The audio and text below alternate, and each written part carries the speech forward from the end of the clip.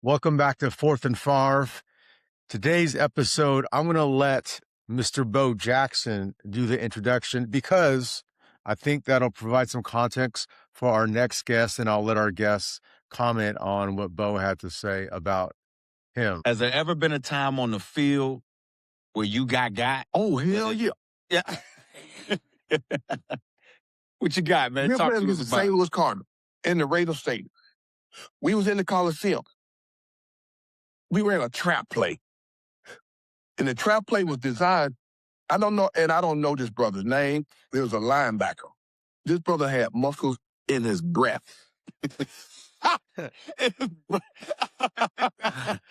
Hey, I ain't never heard that one before, you dog. guys are laughing, but I'm serious Oh. as a heart attack.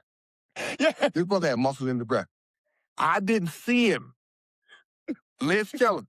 It's always the ones that you don't see that get you. Right. That you get got. And there was an off trap play to the weak side. Counter trap play. And I'm going to go off tackle. I got to the tackle position, and I'm going to cut back 30 degrees and split the linebackers. Homeboy feel that hole. He hit and dropped me on the two.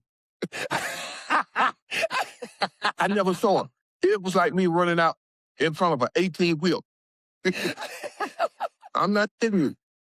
He hit me, dropped me on the two. Then this brother helped me up. He said, no, bro, get up, man. We're in the Coliseum. But my balls is up in the box. I got to put on Victor for him. Come on, let's get back to the hall. Next series, Jay Schrader called that same play. I looked at him like, have you lost your f***ing mind? You trying to send me back in there? Listen, we ran that play. Bo didn't cut back on it. Because I knew what was over there. Yeah. I kept that outside and got 26 yards. Yeah. No. It only takes once. It only You ain't going to touch that hot skillet but once. So today, I want to introduce you all to that brother that had muscles in his breath, Mr. Ken Harvey. Mr. Ken Harvey, how you doing today? I'm doing well. That's it's a funny and great compliment, right? When you got Bo Jackson, who, I consider one of the all-time greatest, just all around athletes, but definitely running back. And to have a play where, I don't remember that play. I remember the next play of him hitting that corner and me chasing him. And, just amazed that a person could run that fast and be that big. And so it's kind of cool that when you have somebody give you a compliment like that in a way, it's just cool. Now I got some bragging rights. I can show at least people my generation, I can show them something. Well, it's interesting when I met you at the Super Bowl events this year. I'm 6'1", 200 pounds. I mean, I don't have muscles in my breath, but when I came next to you, it looked like you don't have muscles in your breath, but you have muscles on top of your muscles. Where did those come from? Well, I mean, it's actually, long story. Go back. I had dropped out of high school, and during that time, I went back to school to finish up. Didn't play my senior year of high school football, but in between that time, I spent a lot of time in the weight room, working out, just taking out my anger on the weights. Be in one way, be constructive and not destructive, and do something silly. And so I spent a lot of time in the weight room, and that was kind of my refuge of getting away. So I worked out a lot, and drug free, but I worked out a lot, and I guess it just kept, like I've kept at it. So, it's the muscles have gotten softer and expanded a little bit more as I've gotten older, but it's just something that's been a part of my life. And as if I'm judged by my muscles, then you could tell I was an angry kid. I had a lot of aggression to take out on in the weight room. I gotta say, Ken, there's a lot of angry individuals, and there's those individuals that go to the weight room, but they don't have that type of genetic makeup. Was it your parents, your dad, your uncles? What was it? Because again, I've been around a handful of NFL players, UFC fighters, boxers, and you kind of stand now. If this was a Fantastic Four, you're like the thing. That's funny. Well, you know what? If I looked at it and said, this is where I got my dad was probably my dad ran track and but he was slender, he's 6'1", but real slender and but probably the breath and the muscle kind of definition from him. And then my mom, she could make a bicep pose, raising 7 kids, but she could show a bicep and it popped out. I mean, this is your mother. And so I probably got a good combination of both of them. And then I was the greediest kid. I ate all the food from one of the 7 kids. And so I probably got the most food. And like I said, and you just put that to use. And, God smiled on me and gave me the opportunity. You had a 10-year career, 2-time All-Pro, 4-time Pro Bowler. You played in an era where people smack people around, and you played with some against some really good players. Obviously, with this show and my main co-host Brett Favre, he won 3 back-to-back NFL MVPs. You didn't play with him against him when you were with the Cardinals or when you were the Redskins. But what was it when you saw him from afar that made him, do you think, the player that he was? So, I usually, because you play football, you give speeches, and usually in the speech, and especially when I'm talking to kids, I tell them, I said, there are 3 things that can make you great. If you master any one of them, you can be, the best player or one of the top players on your team. Master 2 of them, you're Pro Bowl bound. Master 3 of them, you can be a Hall of Famer. So one of them is, your natural abilities. I think a lot of times people have to understand what their natural ability is and how to maximize it. You can have, like you said, with the weights and stuff, that's my natural, God-given ability that God gave me. But what you got to do is, if naturally it's a 5, how hard are you going to push to make it a 10? And then your intellect, and I don't mean whether you're smart or dumb. It's just your intellect in the game of football, mastering that thing. How well do you know your plays? How well do you know your opponent's plays? How well do you know your teammates' plays and the people around you? So you get a feel. And some guys who may be undersized or may not have all the tools that you would normally look at, but because they've mastered that skill set, Mike Singletary, people like that, looking at film, and they knew so well what they can do and what the opponent can do, tendencies and all that, that they were, 2 steps ahead before they even got the playoffs. So that's the second one. And then the last one is like, what's your heart? What are you willing to do? How hard are you willing to work?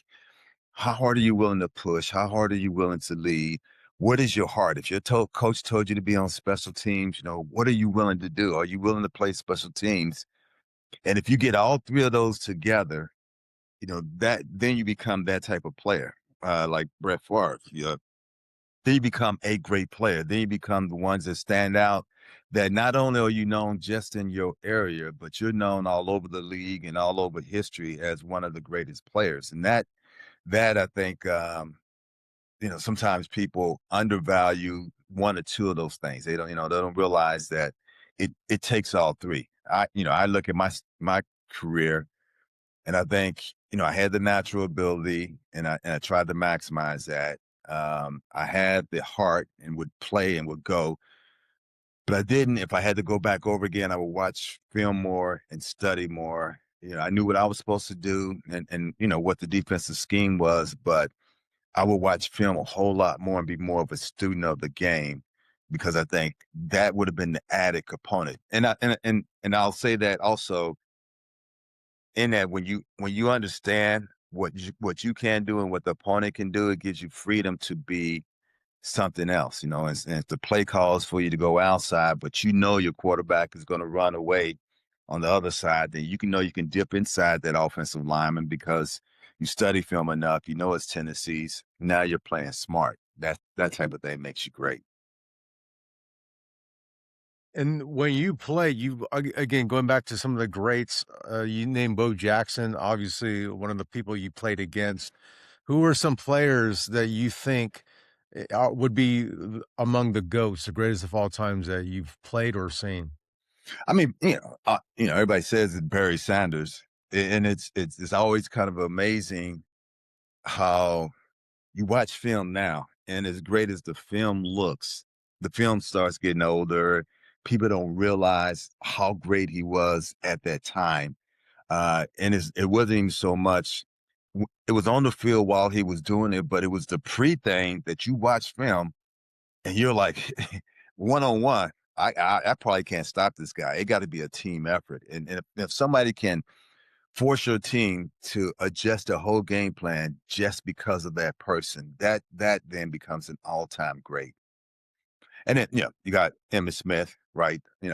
He not only had a phenomenal offensive line, but he also was an excellent runner himself, had good vision, had a lot of heart, had all those components I talked about. And so, obviously from that, they won a lot of games because of his running game, running stuff. Me and Brett actually broke down the greatest running backs of all time. I had Barry Sanders as number one, and Brett had Emmett above Barry. And I can't see. I mean, I was a kid. I can't see how you put Emmett above Barry Sanders, especially with the offensive line that they had, one of the greatest offensive lines of all time. If they flip flop them, I don't know if we know who Emmett Smith is. Yeah, it's situational. Like they're players who we could look at and say that person should be in the Hall of Fame, but maybe the scheme didn't allow them to be as great as they were, or the team that they played. If your team is losing all the time, you may not be in a position to do all that you can do. There's so many reasons that some guys, don't aren't number one. But Barry Sanders, he had a good line, not an exceptional line. The Cowboys had an exceptional line. If Barry would have got past the line of scrimmage half the time, nobody would have been able to stop him because one on one in open field, I mean, he can make some moves and make you break your ankle. And that Emmett was pretty much more after once he made one or two moves, he's pretty much straight ahead. You can catch him or hit him or do whatever. Barry, that's a whole nother ball game. You could just stop on a dime. Now, was there anyone that hit you really hard, or hey, that guy, I remember that hit. Was there anyone in your career? Well, they probably should have, they probably hit me that hard. That's why I don't remember them. But I mean, I don't remember, like, I know the person that it seemed like I had the hardest time with, but he wasn't like the exceptional player. Ricky Waters with um the Eagles. I just had a hard time for whatever reason getting to him. Um and that always bugged me, but it wasn't like he was the best player, the hardest player, anything like that. Have I ever been hit? I mean, I've gotten some hits, but back then, you suck it up and deal with it. You keep going, and that's the way the coaches would do it. If you showed weakness, if you had to sit out, somebody will come in and take your place. And if they happen to do well, it wasn't about the numbers that you had on the contract. If they happen to do well, your job could be lost. Your whole career could be over with. So you were always, to me, at least me, I was always scared. If I got hurt or if I showed that weakness, my career or job could be over. So to me, it was always just suck it up and keep going. Yeah, one of the things that Brett always says is you can't make the club in the tub. Yeah. And in his mind, it was like, hey, I'm playing whether or not I got a broken arm. If I'm blind, he's like, you just because he took someone else's spot. That's just the name of the game, as it was back then. So, well, one of the things that comes out now, a lot of CTE and concussions. Is that something that you worry about at all, especially when you see former Yeah. players that have Parkinson's or CTE once they're dead? Yeah. I mean, it's hard and it's scary because all your life you've been trained, just work harder, overcome it, suck it up and deal with it. That's what you've been trained. And so in football, you get that example of, like you said, Brett Favre, if your arm is hurt, you find a way to win the game. If your leg is broken, you limp through it. But then it comes to that point where there's something that you can't control, your brain. And you've seen these guys who on the field were heroes, superheroes. They were the ideal specimen. I was the ideal specimen. Then as you get older or something happens and you realize, man, I can't suck this one up. I can't overcome this one just by willpower alone. There's something inside of me. There's something wrong with my body. And you look at them, that person who you once idolized, and you're like, wow. And it becomes human and almost really human, scary human, because you're like, man, that could be me. And so as I've gotten older, obviously I worry about it sometimes, but then, you also can't spend your whole life worrying about stuff. You have to take whatever you have, deal with whatever you can with that whatever situation you're in. The one thing I always tell people, you know, if your son or daughter, whatever, signed up to be a firefighter or a police officer, there's an opportunity, a chance you may get burned, chance you may get shot. But you signed up for it because you understood the value of it and the reason why you were doing it, and you tried to give the best that you could. The heroes are the ones who overcome even in adversities, even through all that stuff, they still find the positive in it. And I just hope that in my lifetime, I would never be a burden to anybody. That would be my biggest thing, that I would never want to be a burden. And that's what scares me, because I've seen people, not necessarily become a burden. You don't want to say that anyone's a burden, but where they can't help themselves, and it takes a toll on the families and spouses and children and people around them, and to know where they were at is a tough thing. Do you see with yourself that any type of cognitive decline? I mean, there's those the different symptoms from it, or is that something that you don't want to think about at So all? I mean, it is, some of the stuff is hard to say, and then the good thing, with the Players Association, NFL, is that there are things that they're doing now to be more proactive instead of reactive. You look at it, and as you get older, and it's with other people as well, there's some things that you don't know if you're riding that line between I'm just getting older, or is it because of hits in the head. You know, the body, I can't run a 40 in it anymore. Can't run a 40 anymore, like I used to. But is that because I'm not trained as hard? Is it because I'm just getting older? Is it because I don't have the same mentality? All those things can apply. If I forget things, like right now, I'm not great with names, but is that because I was never great with names? If you don't practice it, it doesn't become a strength, right? It becomes a weakness. If you don't lift weights, your muscles atrophy. So is it because you don't practice it, or is it because of hits, or is it because of something else? I don't know. I do know that I try to do things that hopefully will help improve what I have. And that's, reading books, educating, talking to people, having a community. When you're talking to people and having a community, your brain is working, those type of things. Your diet, exercise is a huge component. All those little things can play a difference. And at least if there is some issue, prolonging it or making it at least somewhat better than it could have been before. Now, the league is much different today than it was when you played. Guardian helmets, Yeah. you can only hit 2 times in a practice in a Oh whole yeah. season, and yet you see players. It just came out that Chicago Bears center Drew Dahlman is retiring after 5 years. He's 27. And even with like a Luke Kuechly, the former linebacker for the Panthers, Patrick Willis, you see these guys retiring at a much younger age because I think they want to protect their brain. Do you see that because of you guys laying that foundation of like, hey, we don't want this to happen, that you're starting to see guys retire at a younger age? Well, I think it's generational, right? The generation before my time, they did the triple days practice, and they had jobs in all season. So when they looked at us, they were like, "You guys are wimps," right? And then we look at the next generation and we say, well, you guys are wimps. And and you can also, you'll point out things and say, well, the salaries are so much bigger, you could afford to quit. You know, there's so many little things like that.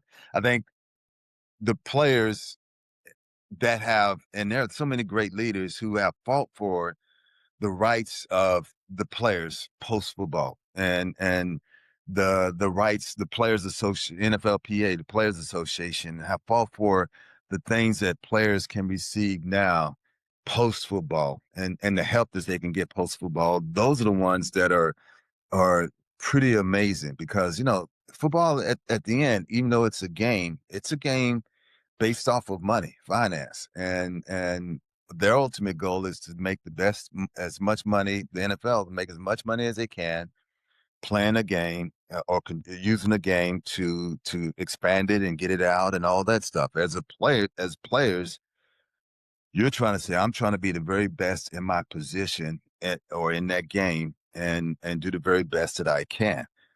But what happens is that it stops and it's there. You know, there's no your retirement is 5 years and 6 years and 10 years and stuff like that. It stops and it stops all of a sudden. And that's kind of a hard thing. And it's that transition beyond that is, you know, it's oftentimes tough. Interestingly enough, 2 generations between yours, they were playing with leather Yeah. helmets, right? And no face mask and no face guards, and I don't think there's a lot of research being done on that, but, as you said, to your point, it's a generational one generation sets up the next generation and so forth, especially with the money being thrown around. There's a lot more money now than today. Do you ever look at it and wish, "Hey, I was born a little bit too early I sometimes?" mean, you look at the numbers now, you know, you say, man, now I'd probably be $100 million player and all that stuff. But, you know, I also look at myself and, you know, ultimately you can have as much money as you want. There's some guys who didn't make a lot who were mega successful post career. There are guys who made tons of money and didn't have as much success post career. It's more about the person and what do you do. You know, there are a lot of things. It wouldn't be so much, man, I wish I could play now. You know, obviously I wish I could because I have the money and more wisdom. But I think more on the side of I would be I wish I could go back and change my mentality. I don't know if mentality is a word, but change my thought process post football because I had a good career. I had a good salary. I had all that stuff. I just didn't. For me, personally, I wanted to try to help everybody. And one of the things is you can't help everybody. Ultimately, you got to take care of yourself and take care of your family and stuff like that. So, um, you know, like I said, every generation has their moments and say, man, I wish I would, I wish I could have, but you know, you do the best you can with what you have. And that's almost the game of football and sports in general. You do the best you can with what you have, and hopefully you can maximize that into something productive. One of your contracts was a 4-year, $11 million deal, so, I mean, back to today's standards, that seems a lot, but when you're helping people out and when you're trying to figure out what you're doing for your finances, and what we're seeing is a lot of players, they end up going broke after their career days are over. Were you able to invest in different things and maintain? No, you know, I mean, in all honesty, and this is one of the things I'm speaking on now or working on speaking on is like there's the mental health issue in sports. You know, sports is brotherhood, it's relationships, it's automatic dopamine and the leadership and strategies. It has all these components, and then it stops, and you're looking for purpose. And a lot of times, if you don't know how to say no, if you don't have a vision as tomorrow, if you don't have some of these key components, then it's hard to adjust because then you're either run and hide, and if you grab onto something, ultimately it's going to it'll wear away, or you'll trust people because you're still craving that teamwork, that development. And when you start trusting people, there are a lot of people who will use your name, use your whatever. I don't want to say take advantage of you because that's where you need to learn how to say no and learn how to do your own research and all like that. But there are people who would take advantage of that mindset and you could still end up broke. You want to help somebody. I should see always a lot of cases with football of players who would leave football, get with some company. That company would have them go back to all their buddies, ask them to be a part of it because you got that football relationship and that network. They would then end up getting used from that person, getting their money taken advantage of, and then the person who set it up walks away. You've destroyed all those relationships and those players. Because of that relationship, you're more apt to give money to a friend than you would somebody you don't know and somebody you don't trust. Because on the football field, you trust everybody, but there's no guarantee that they know what they're doing. I think this generation, one of the positives is that they've seen the successes and they've seen the failures. And so players come out more prepared. Well, even now with college, you're making tons of money in college, but they come out more prepared to say, I want to be a business person as opposed to just a football player. And the hard thing is, in the mindset when I came out, it was, you could be in the same room with your agent. They would talk to your agent about a business deal while you're standing there like you're invisible. And you're like, wait a minute, oh, champ, it's my money. But if your mindset is that that's the way it's supposed to be, then, all of a sudden, if your agent's not legit or if it's something else or, it's a bad investment or if you don't trust anybody or whatever, it could go a lot of different ways wrong. I think now this generation coming up, there are more guys who are coming out saying, this is my money, this is my career, this is my life. What I know, I'm going to learn. And if I don't learn, I'm going to see examples of people who've been successful and they follow those examples. Nobody was Magic Johnson until Magic Johnson was Magic Johnson. Or if it was, people didn't put it on TV. They didn't publicize it. They never showed the success of players post football. They would just show the failures. Now people are seeing, I could be Seth Curry and create animation, and I could be Magic Johnson and become a billionaire. I could be Dr. J. You could be I use basketball, but I could be all these people.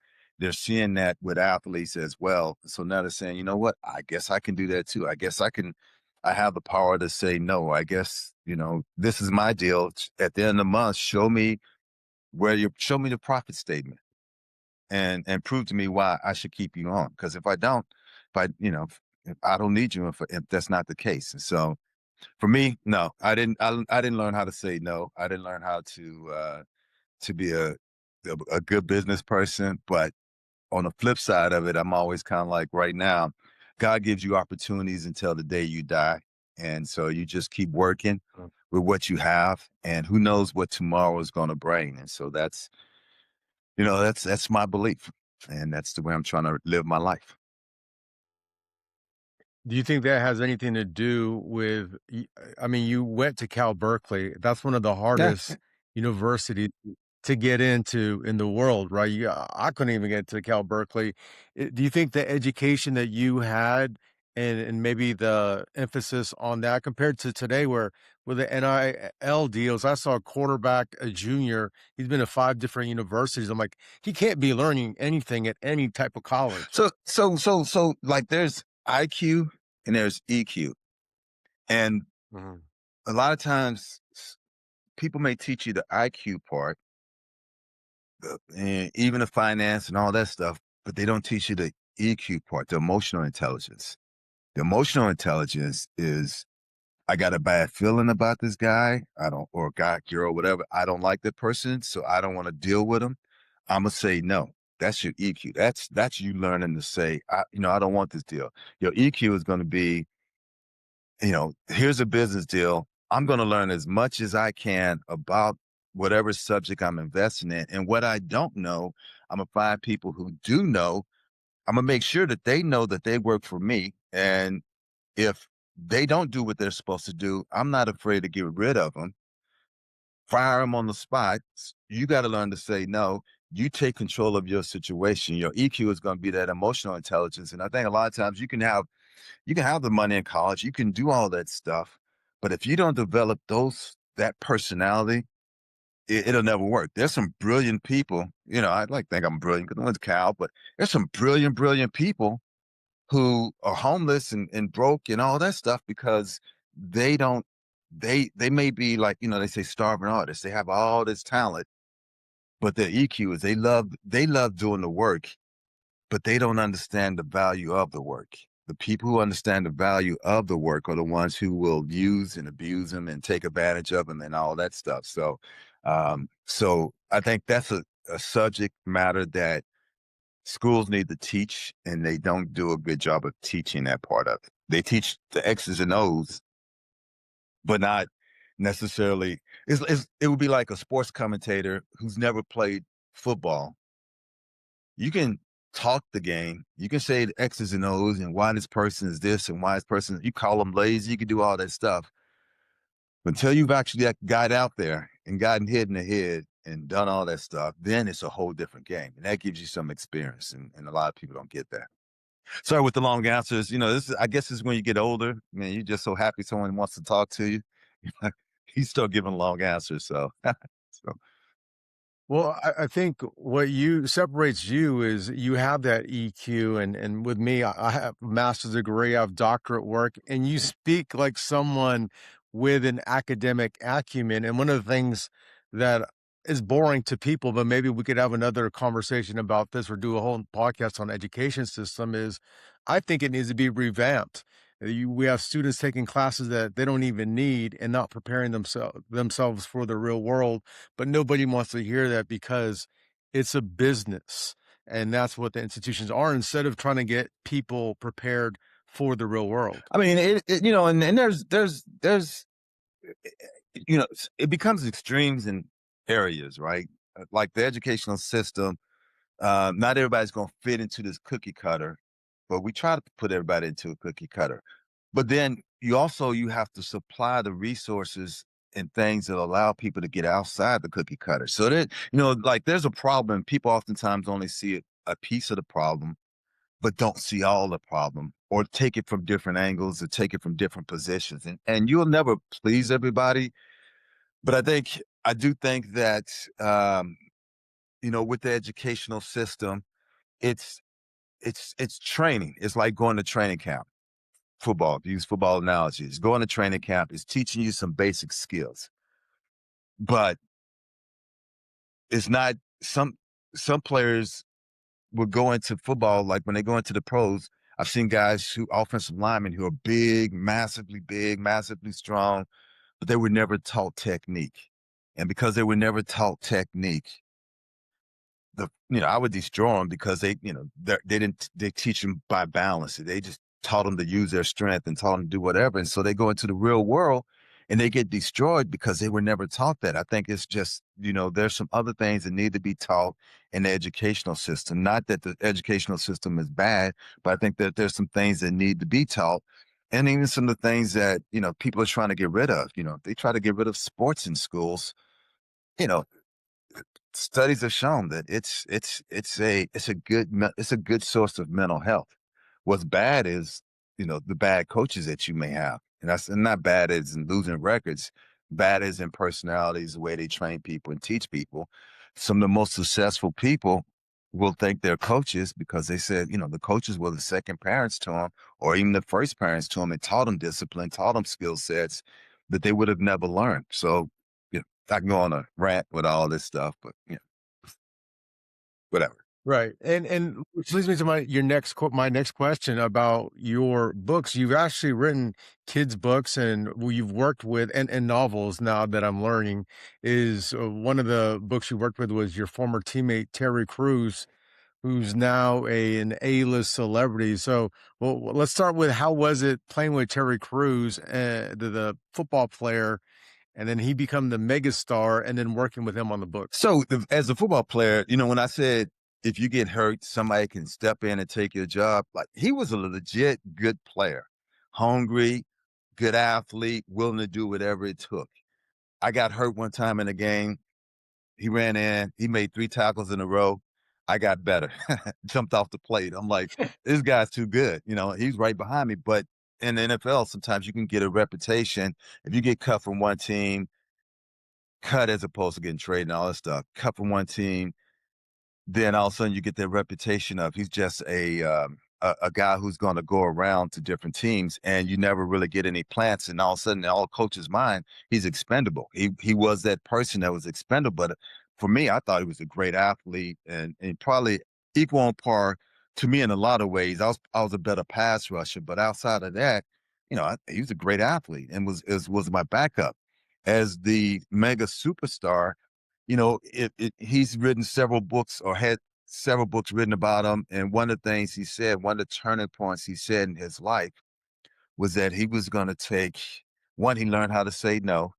And that changed a lot of his life. And then also he took the mentality of, I'm going to be excellent in everything that I do. The same training that I took in football, being excellent and being hungry in that, I'm going to be excellent sweeping the floors and doing other stuff. And so when he did that, he got noticed. And sometimes, you teach people in life, it's it's not necessarily you look so far out that you forget the basic thing that's right in front of your face. And so for him, he did that.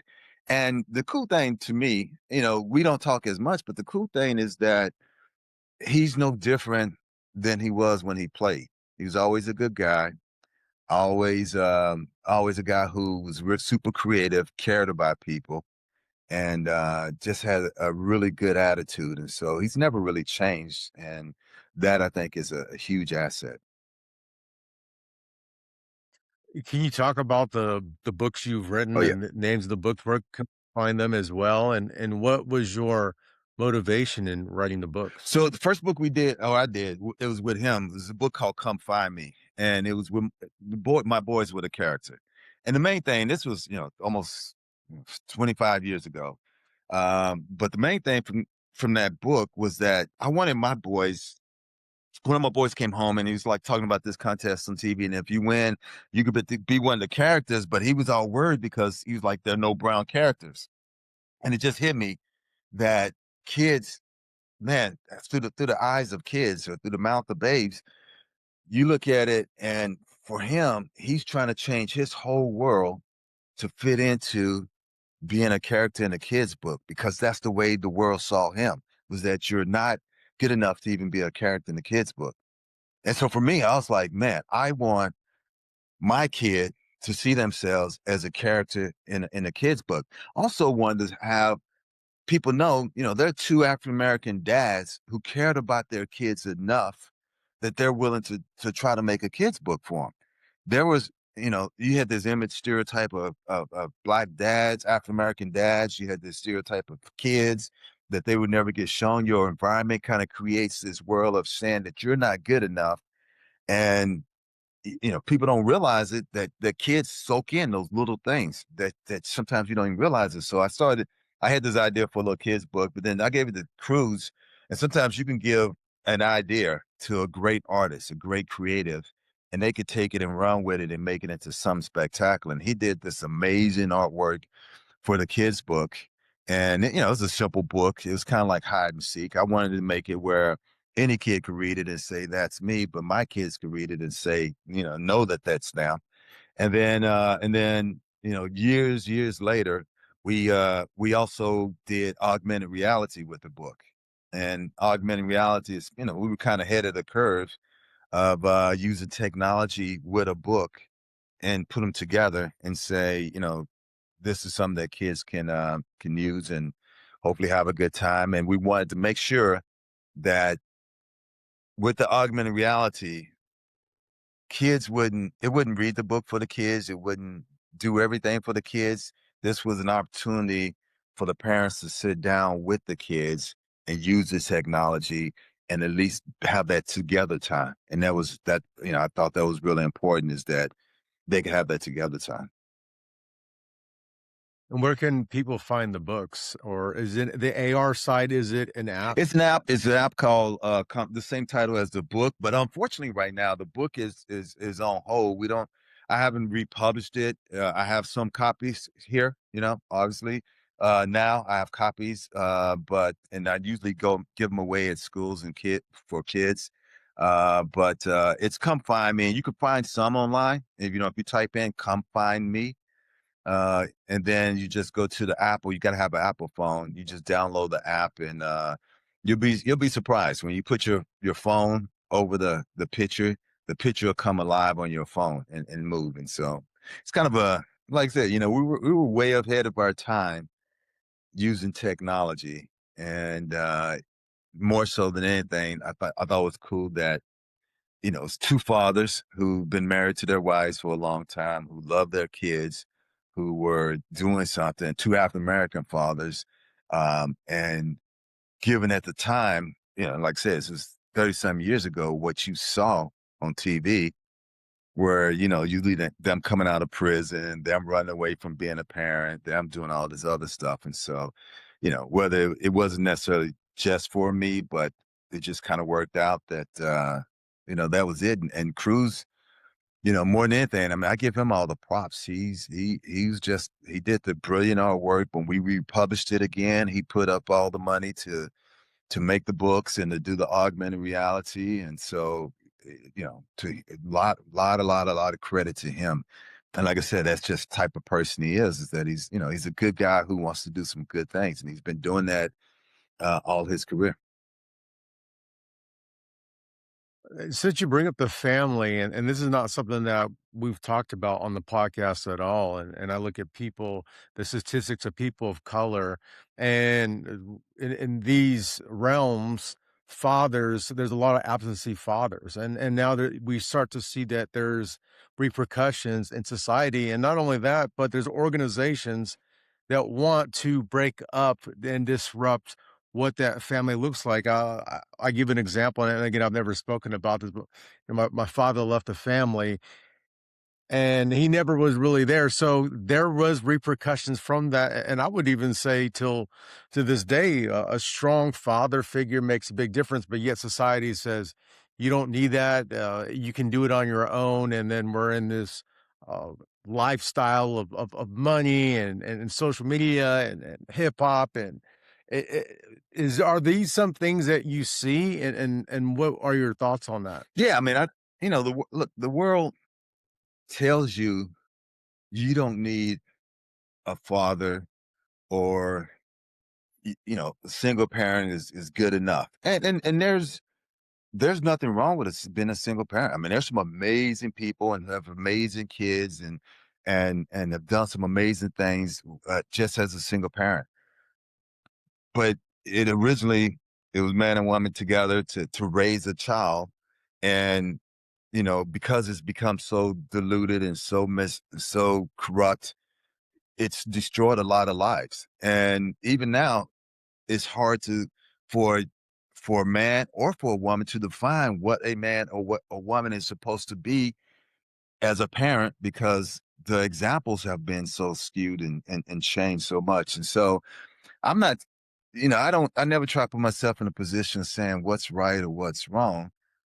I try to put myself in a position of saying, given the abilities and the skills that God has given me, what can I do with the talent that I have to help maybe the next generation or the generation that I'm in? So if my children's book and my story moves, some kid from the next generation, some little kid reads this book and say, oh, and they hear about the story, they say, wow, man, this dad did this because he loved his kids. And they look and they say, wow, subconsciously, he's a black dad. Man, all that stuff I've been hearing about black dads being bad and this, and that. He's a black dad. He loves his kids. And he did it because he loves his kids. And it's no different than any other parent doing it because they love their kid. But oftentimes it's not shown as much. And so now I'm just trying to say, use the gifts that you have, because there are repercussions. Even as, you know, we raised our kids, and believe me, it was hard enough with both of us trying to raise our kids. And I know I've gotten a lot of things wrong. There's no perfect formula, but you try to do the best that you can. And then as kids, we also have to learn forgiveness. Our parents done the best that they could. Hopefully, and there's some bad parents out there, but hopefully your parents have done the best they could. You don't know the story, but if it's if it's something that's going awry, sometimes you got to draw a line in the sand and say, okay, you know what? It stops here, and this is what I'm going to do forward, and start a new trend. If my parents were bad parents, I got to draw the line. Sometimes forgiveness is the thing that you got to, you know, get in your soul and draw the line and say, you know what, it stops here. I'm going to be this type of parent. And there have been some great things down the road, you know. So that's all I'm trying to do. I mean, I don't know. My kids probably look at me and be like, you're a knucklehead, and I'm embarrassed to bring you places. But at the end, hopefully they'll look and say, you know, at the end, I do know that my dad did love us, and he tried his best for us. And so that's what we're trying to do. And more credit to my wife. She's had to put up with a lot of me being knucklehead and issues and different things like that. And so um, sometimes you got to learn how to fight. And I think if it's generational now, it's people forget how to fight. And then when I say fight, it's like fight together. It's not fight against each other. It's learn how to fight together. And I think that's kind of one of the arts that are being forgotten about. Did your sons get the same stature as you did? And a little bit different. Like my oldest son, well, I like think that both of them are super smart. So maybe that's my wife, but maybe they got a little bit of me in there. Both of them got their masters. Both of them are super smart. My oldest son, he's muscular, but not as big as me. But he was an IT guy, and some of the things, like sometimes the world tries to identify you and say, this is who you are. This is who you're supposed to be. And they want him to be the football player and to be like me and all like that. And he was super smart. And we could see it as a kid. When are you going to get home? I'll be home in 33 minutes and 3.5 seconds. Be like, what the heck is that? But that's how his mind worked.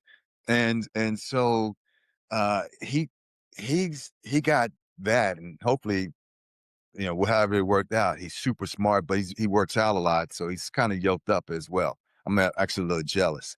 And then my youngest son, he has his wide shoulders and a small waist, and he played football at William and Mary. Uh, he's also super smart, but he's more on the creative side, and that's kind of me. And I'm on the creative side, and so I think physically, if they had both really just put really just I'm all into working out. Genetically, they would have had a nice body. The fuel that got me to where I was at was anger, and then you know, not wanting to let the people around me down. And that, there's a difference. This is the difference, I think, for everybody. It's like when you're in the weight room and you're doing that 10th set, and that 10th, you're saying, I'm doing 3 sets of 10, and that 10th one, you're struggling and it hurts. But then when you say, you know, your friends or the people that really push you, they know the 10th one is killing you, but they like, you got to give me 3 more. And you're like, wait a minute, you said 3 sets of 10 and you curse them out and you're mad, but you find a way to push those extra 3 up. That's the difference between a lot of people, is that you got to find that extra little bit to push those extra 3 up. And, um, you know, hopefully I'm trying to do that in the next phase of my life. So, Why were you so angry? What was the anger? Where did it stem a lot from? of times, and I think this is with a lot of kids, people didn't there are a lot of brilliant people who can't communicate how they feel, express their emotion, understand what their emotions are. And for me, like, I think I was smart, but I couldn't express how I felt. I wasn't motivated. Like right now they're finding out that there are a lot of high IQ ADHD, or you're finding out all these different type of things that are mental health things. But a lot of times young kids seem like you get put into a pocket, maybe because you can't express yourself, but maybe you're smart and you can't express it because you don't know how to express it. So then people are misdiagnosing you, people are treating you wrong, and then all of a sudden you get labeled. All of a sudden I was like, once I dropped out of school, um, I was labeled dumb, stupid, you can't think.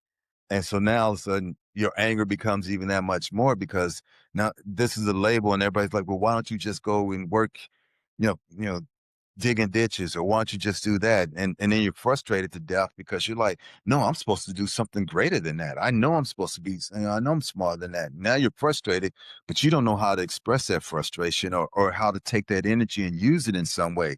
Sports at one time was, it's a great way to release all that anger and all that, whatever. But if you don't have that, then what do you do and how do you release it? And if someone's not a mentor or teach you how to release that anger or release that frustration, or even just learn how to communicate, then, you're there trying to figure it out by yourself. And the easiest path to any emotion, the easiest path is anger. Anger is an easy emotion to pick up, right? Fear, anger, those are the easy ones to pick up. Love takes time. It's a build up over time. But anger, I get mad. The old house we used to live in had a bunch of holes in the walls because, hit my fist through it. Then you go back and you're 20 some years old and you look at the house and you're like, wow, I did that. You don't think about the damage you're doing because that anger, that emotion is automatic. It's right there. And so, long answer to a short question. I think I was frustrated with life, frustrated with where I was at, frustrated with not being able to express myself, and not really knowing which way I was going to go and where I was going to go, and not having a direction. And that kind of really uh, turned to anger. And then that anger turned to strength. And when I became stronger, you know, damage happens. And so easily I could have been in jail. Easily I could have, done something crazy. Easily there were opportunities where I probably should have been in jail. Not that I did anything super crazy, but one wrong move and my whole life would have changed. Then I think when I was like 17 and I was working at a restaurant, I stole some food, the meat, some food from there. The owner came in. He had I don't know, I think he had like a little billy club or something. Yeah, he wasn't gonna be able to take me. I was strong. I was gonna probably knock him out. But one wrong move, he could have called the police. I'd have been in jail. One wrong move, we could have got into a fight, and I probably would have hurt him. My mentality back then was, don't stop until he stops moving. So, definitely been in jail. One wrong move, and my whole life could have went a whole different direction. And so, um, you know, I was angry, but through the grace of God, uh, I found a path and been blessed now. I've been blessed, and not that everything's private. I got tons of issues and tons of stuff, but man, every day I wake up and take a breath, I'm like, man, I still got opportunity and God's still looking out for me. So, amen, hallelujah. Is there a favorite verse that you have in the Bible that you wanna share, or a favorite book? Sure. Exodus 4:2. It's a simple. It's God. He's speaking to Moses, and he says, "What's in your hand?"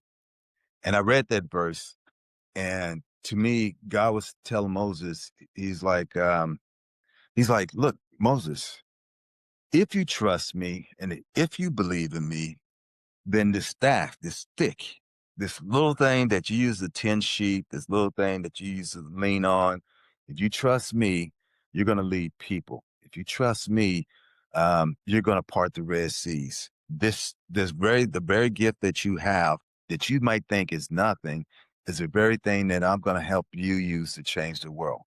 And it felt like to me, God was saying to me, Ken, when I was one of my moments when I was at the worst part down in my life, this is post football. Um, God was saying to me, Ken, what's in your hand? You're looking at it as nothing, children's books. But if you trust me, that children's book can change a child's life. If you trust me, that children's book may be the very seed planted in somebody that's going to give them the confidence to say, hey, I'm a person too, that very gift that I've given you that you think is nothing on your own, it could do whatever it's going to do. Maybe it'll make some money, maybe not. But if you trust me, it could be something really great. And so I kind of always hold on to that verse of what's in your hand. I got my tattoo on. See it? That's Exodus 4:2.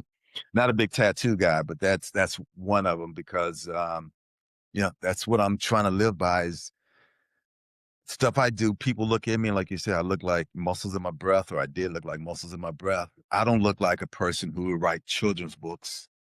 I've scared people like, hey, I got a free kids book for you, and they're grabbing their kids and running away from me.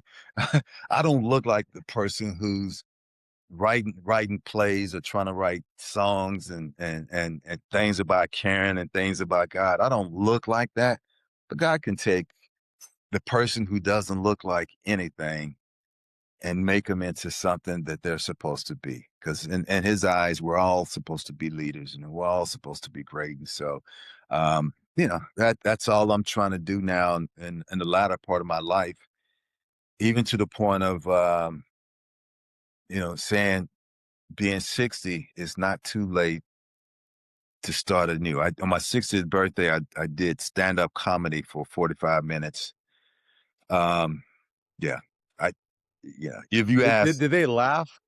Wait, did they laugh because it was funny, or did they laugh because they don't want you to jump off the you know stage? what? I started to threaten everybody. I started off with, if you don't laugh, I will jump off the stage. But, um, it's more just kind of like I had got to a point where I was getting so stressed out, and stress is a killer in so many different ways. And it felt like God was saying to me, if you don't learn to laugh, you're gonna die. And I was like, you know what? I gotta learn to laugh. And so I threw out jokes, but I was all proud because I wrote the jokes and all that stuff.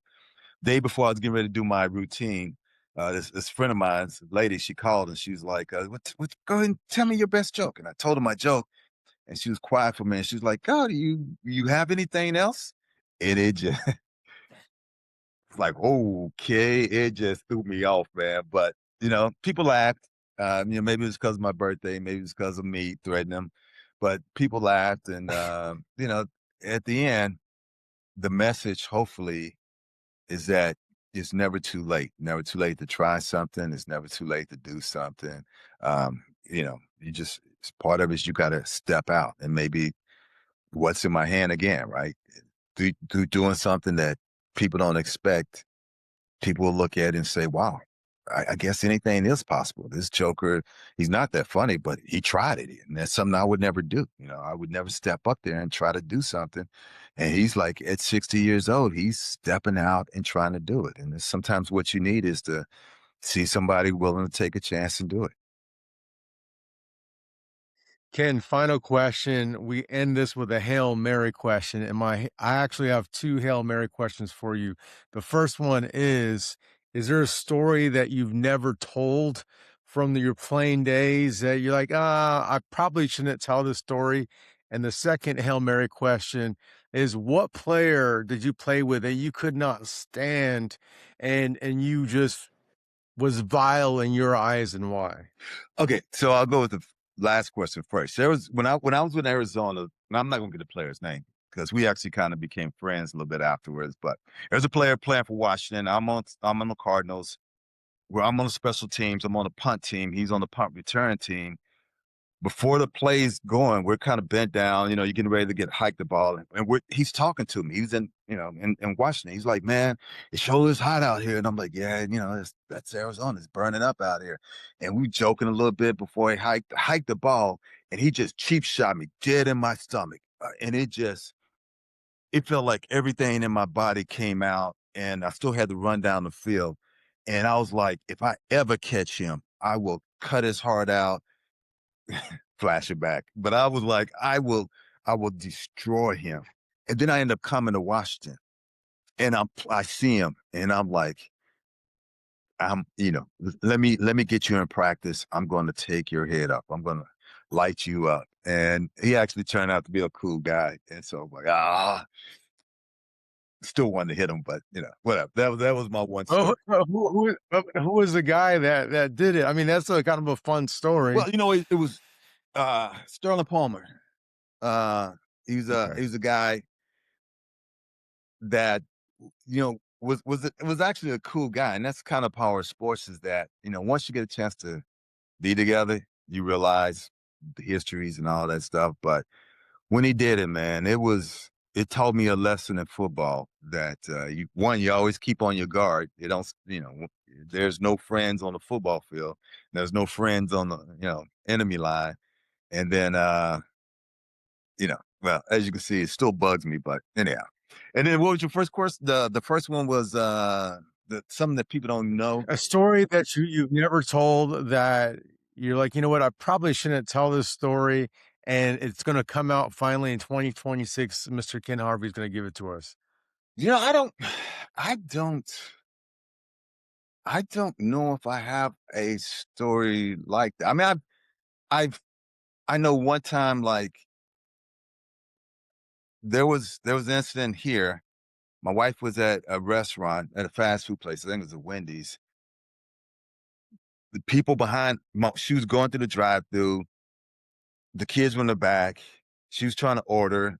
The people on the mic called her the B word. I guess they didn't realize they had the mic on. She pulls in. She's like, she calls me at practice. So she calls them and then they tell me at practice. I go from practice. I go to the Wendy's. I'm up there and I'm like, okay, you guys are brave when it's a woman and 2 kids. Say it to me now. They were like, no, we didn't say anything. We didn't say. I jump over the counter and I'm grabbing the guys. Police come and before I jump over the counter, the police come. One guy grabs me, not that worked there, but there's another guy who's at the restaurant. Maybe he's an angel or something. Big old joke. He grabbed me, and how you're the man until you come up to somebody that's huge. He grabbed me, and I'm like, I try to turn around. And I'm like, he's like, Ken, it's not worth it. And I'm like, whoa. And I was ready. I would have went to jail that day. I was ready to kill somebody. You don't call my wife and kids that.